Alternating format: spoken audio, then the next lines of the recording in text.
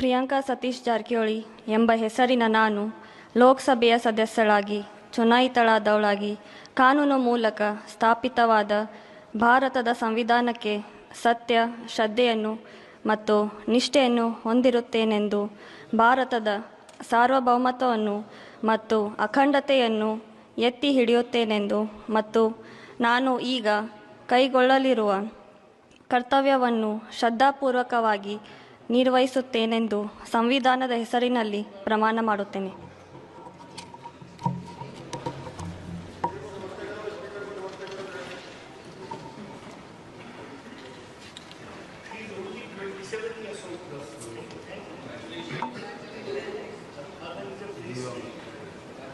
Shri Jagadish Shettar.